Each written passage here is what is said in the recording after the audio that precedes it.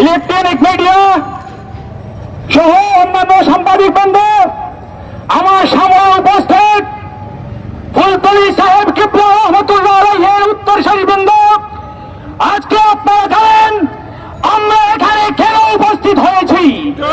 আজকে শুধুমাত্র আমরা মানবতার খাতিরে এখানে উপস্থিত হয়েছি।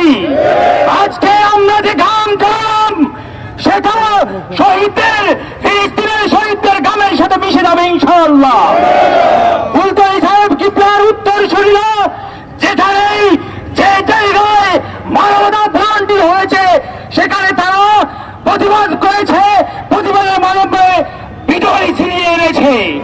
আজকে আমরা অত্যন্ত আনন্দের সাথে জানাতে চাই আমাদের বিজয় হয়েছে হয়েছে হয়েছে।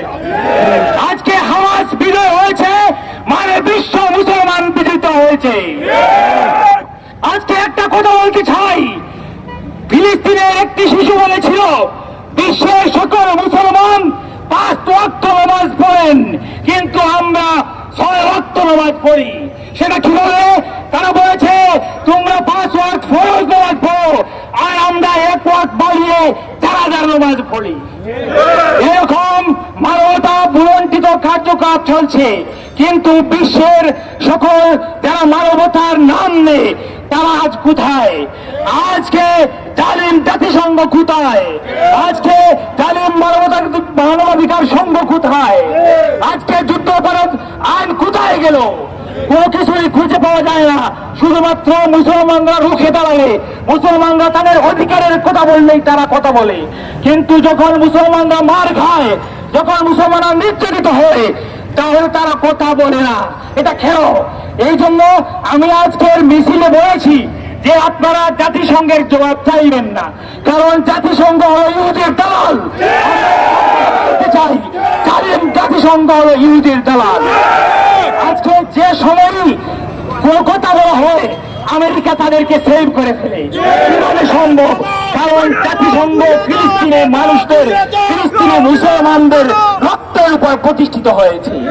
আজকে বাংলাদেশ থেকে জাতিসংঘের যে অংশ দেওয়া হয়, যে দান করা হয়, সেটা বন্ধ করা উচিত। কারণ জালিম জাতিসংঘের যে টাকা দেওয়া হয় সেই টাকা দিয়ে মুসলমানদেরকে হত্যা করার চেষ্টা করে তারা।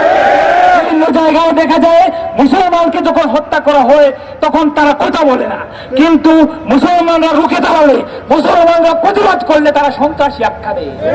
আজকে আমরা এখান থেকে ঘোষণা দিতে চাই হামাস কোন সন্ত্রাসী সংগঠন নয়, বরং ইসরায়েল হলো সন্ত্রাসী রাষ্ট্র।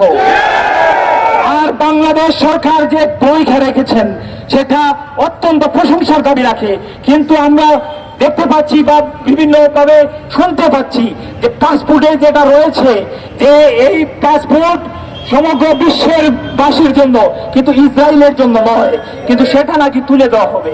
আমরা আহ্বান করছি, এই প্রতিবাদ থেকে আহ্বান করছি, আপনারা যেভাবে ফিলিস্তিনের মুসলিম মানুষের পক্ষে রয়েছেন ঠিক তেমনি ভাবে থাকবেন এবং পাসপোর্টে এই কথা থাকবে। কারণ বিশ্বের মানুষরা বাংলাদেশের পাসপোর্টকে হেয় করলেও আমরা গর্ব করে বলতে চাই যে আমাদের পাসপোর্টে ইসরায়েলের জন্য কোন স্থান নেই।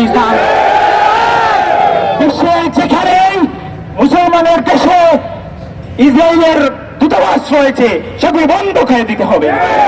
আজকে দীক্ষা জানাই যারা তাদেরকে মদত দেয়।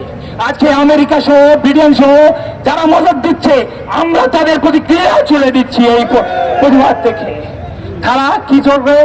তারা মুসলমানদের পক্ষ অবলম্বন করার কোনো নাম নেয় না, কিন্তু মুসলমানের বিপক্ষে অবলম্বন করে। এই জন্য আমাদের উচিত হলো এই সকল গাদ্দারদের চিহ্নিত করে। আজকে দুবাইয়ের রাজপথে লেখা যে আপনারা enjoy your trip in Israel, নাউজুবিল্লাহ মিন যালিক। মুসলমানের রক্তকে যারা হুলি খেলছে রক্ত নিয়ে, তাদেরকে বলে, তাদের দেশে গিয়ে বলে যে আপনার ট্রাভেল করে আপনি সেখানে যাবেন এবং এনজয় করবেন। এটা আমরা ধিক্কার জানাচ্ছি এই দুবাই সরকারের প্রতি। আর যারা পক্ষ অবলম্বন করেছেন, যারা ফিলিস্তিনের মুসলিমদের পক্ষ নিয়েছেন, তাদেরকে সাধুবাদ জানিয়ে আজকে যারা কান জড়িয়েছেন, আমাদের দূর দেশে ফিলিস্তিনে যারা রক্ত জড়াচ্ছে, আমরা সামান্য ঘাম জড়াচ্ছি, কিন্তু রোজ হাসরে এটা করতে পারবো যে ফুলতলি সাহেব কিবলার উত্তরসূরিরা ফিলিস্তিনিদের পক্ষে ঘাম ধরিয়েছে। আমাদের সুযোগ নেই, আন্দোলনে আমরা জিহাদে ঝাঁপিয়ে পড়তাম, ঠিক কিনা? সবাইকে মুবারকবাদ জানিয়ে, যারা সাংবাদিক হয়েছেন মুবারকবাদ জানিয়ে আমার বক্তব্য এখানে শেষ করছি। দূর দূরান্ত থেকে আপনারা